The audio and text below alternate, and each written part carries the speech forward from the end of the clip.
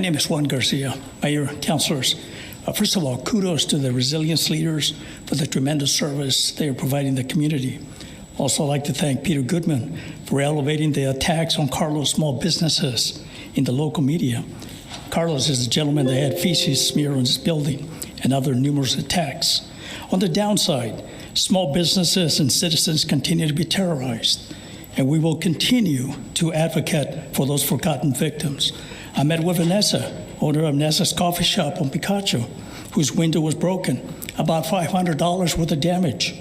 Nothing to gain, pure hate, because criminals know there are no consequences. I met with Livingston's Bridal and Events owner, Mrs. New Mexico, Roxanne, who got hit with about $10,000 worth of damage by the destructive Las Cruces criminal element, and Oscar's Beauty Salon, and Sally's Beauty Store, or Walgreens on North Main Street, with criminal shoppers walking out with carts full of stolen merchandise.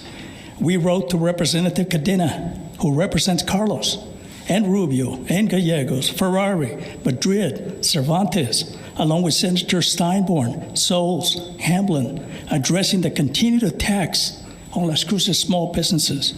Zero response, nada. How many small businesses have come and shared their suffering? Hundreds, perhaps, maybe more, but silence.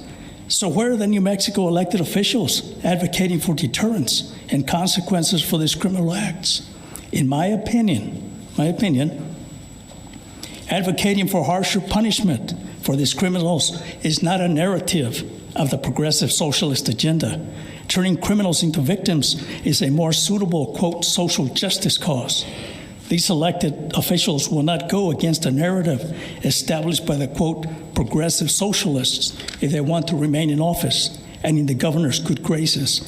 Look at how many conservative, quote, Democrats were primaried in 2020 for opposing abortion. With elections in 2023, if the hundreds of small businesses that have been terrorized meet at the ballot box, perhaps they can elect public officials who will truly represent them. Las Cruces Sun, dated 2017. When the council approved Las Cruces as a welcoming community, quote, then Mayor Pro Tem Sark stated, I feel that we need this kind of resolution so that all the people in Las Cruces can feel safe. He continued, later adding, nobody wants to live in fear.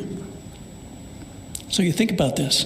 Let's protect those here that are criminally or illegally, but not the small businesses under attack living in fear today. My recommendation, please offer small businesses suffering a financial impact an opportunity to offset their losses that are incurred by the failure of the current political system to protect them. Number two, consider the idea of getting some of the homeless to work with some of the affected establishments in a favorable manner that would benefit both sides. Homeless don't vandalize and steal. Criminals do. Merry Christmas, and let's pray for a better new year. Thank you. Thanks, Juan. Rick, are you?